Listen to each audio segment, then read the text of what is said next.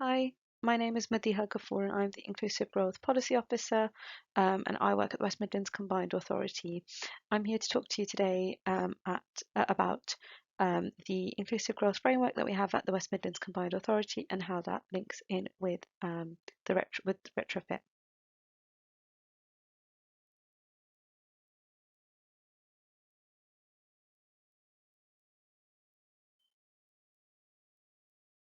So on this side, you can see that we have a number of newspaper articles, and these newspaper articles all talk about sort of the problems that exist with traditional economic measures. So traditional economic measures like GDP and GVA are great measures because they tell us a lot about gross domestic product and how much we're producing in the economy, or GVA, which is gross value added, how much value we're adding to the economy.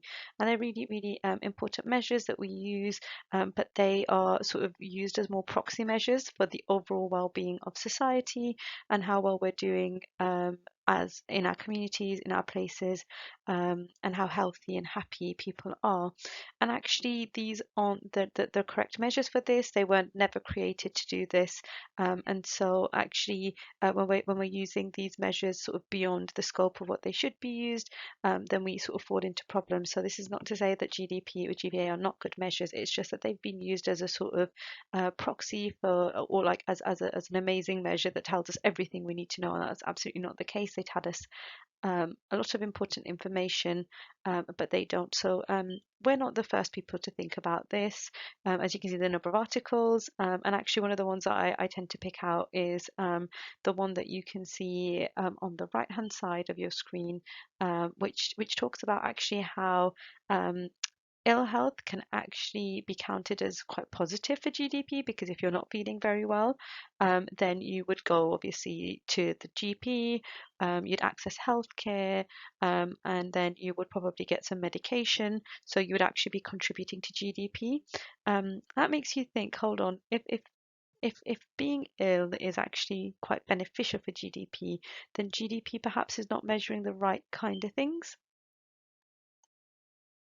So at the West Midlands Combined Authority, we've taken a slightly different approach to how we define inclusive growth, or the kinds of things that we want to measure. And so we took to board a definition which you can see on your screen in front of you in 2018. And so we define inclusive growth as a more deliberate and socially purposeful model of growth. And we're not just looking at how fast or aggressive this growth is, but actually how well it's created and shared across our people place, and how well it takes care of our planet as well. So on this slide, you can see our inclusive growth donut, which is how we visualize inclusive growth. And some of you may be familiar with sort of the visualization of inclusive growth as a donut. It's something that we borrowed from an economist called Kate Raworth. And Kate Raworth is an economist who's written a lot about actually how current sort of how traditional economics does not cover all the things that we need it to cover, and it doesn't tell us enough about the people and the places that they live in, and also about the damage that we're doing to our planet as well, in our sort of, I think as she calls it, in our sort of pursuit of exponential growth. And so we take Kate Raworth's donut economics model along with the UN's Sustainable Development Goals, which again some of you will be familiar with, and we've looked at that and seen how that sort of can be reflected in the work that we do as an organisation. Where we sort of differ from Kate Raworth is growth agnostic, and our inclusive growth framework is not growth agnostic. It acknowledges that there is a role for growth. However, that growth needs to be inclusive of all of our residents, and actually cannot come at the expense of our living planet. So on the screen you can see in our inclusive growth donut, we've got 8 fundamentals of inclusive growth, which are down here at the bottom, and each of our inclusive growth fundamentals has a sort of headline outcome. So this is what we want to achieve under each of these fundamentals. And then essentially the 7 fundamentals that you can see here, so ignoring the first one for a moment, the 7 fundamentals that you can see here, they sit within our social foundation, and this is all the stuff that we need to achieve for our people, for them to be able to sort of live meaningful lives, and ideally we want to be exceeding this so that they can thrive. And so that covers everything from equality, power and participation, education and learning, health and well-being, and of course we've got inclusive economy in there. So as I mentioned, our view is that we need growth within the region. We sort of help write the economic strategy for the region, and actually we need to make sure that when we're doing that, that is inclusive of all of our communities. And then going back to the sort of the climate resilience fundamental, which I mentioned earlier, and that is the sort of outermost dark green circle, which you can see there, and that is our planetary boundary, if we're speaking in Kate Raworth terms, and this is sort of the ability for our planet to regenerate itself.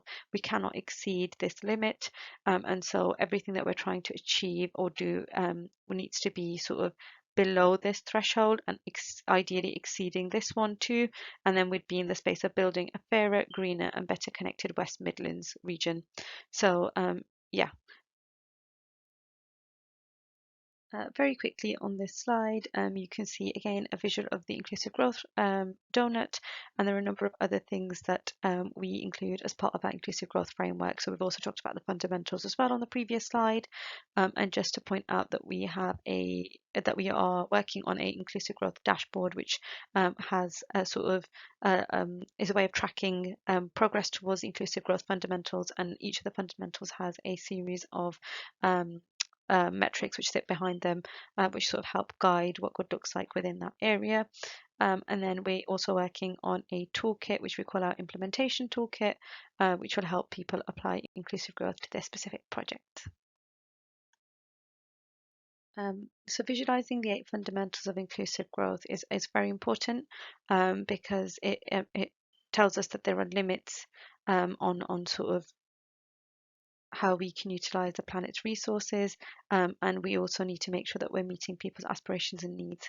And it's really what you'll notice is that the 7 fundamentals in the middle, which sit within our social foundation, are all equally sort of weighted, and that's because we think that we think that all of these aspects are very important for people to achieve and to thrive, and that actually we don't prioritize any over the other, although there might be specific things that in a specific project are sort of more relevant or can be sort of more easily impacted.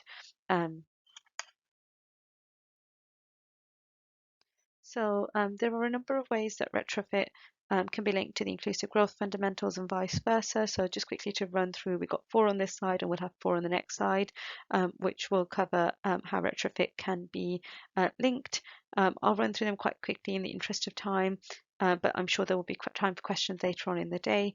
But yeah, under equality, I think retrofit has quite a big impact on equality, and equality has on retrofit. Actually, we find that a lot of people who are from who fall within protected characteristics, such as ethnic minority or disabled residents, often are struggling with heating their homes, and fuel poverty can be quite a big issue for them, and they actually don't always have access to the information in the language that they need, perhaps, to access a retrofit technology and to take up retrofit measures.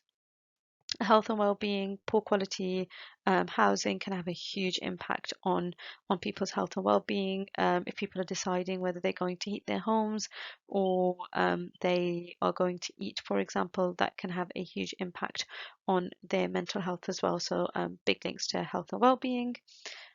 Education and learning. It's very important that we have a pipeline of skills within the retrofit sector to ensure that we are able to retrofit homes at the rate that we need to achieve the goals that have been set. And it's really important that while we're doing this, that the training meets industry needs, and also that it is shared across, the opportunities are shared across our region and are available to people from all different backgrounds so that they can take part in, I guess, a part of the economy that perhaps they wouldn't have thought they could have been a part of before. And then on connected communities, our focus on connected communities is not just physical connectivity, but it is also around digital connectivity. So thinking about smart solutions to energy, and whether we can actually help people who are digitally excluded as part of the retrofit agenda so that they can make use of the technology that is available. There are a couple of points on this slide around climate resilience. I'm not going to go too much into them because a lot of people on this call will be experts in that field. Inclusive economy, fuel poverty, of course, is a big issue that you get here. And actually, if we can help people through retrofit reduce their energy bills and access financial support, then that would really be beneficial to people. And then power and participation. Actually, people having access to information is really important for their uptake in retrofit technology. And also, I guess there's a sense of shame and isolation that is associated with living in fuel poverty or struggling financially. Those would be the sort of two main points that I think retrofit could assist with. And then finally, affordable and safe places. Of course, the whole sort of retrofit agenda works to create homes which are more affordable to heat and are safer and healthier places for people to live.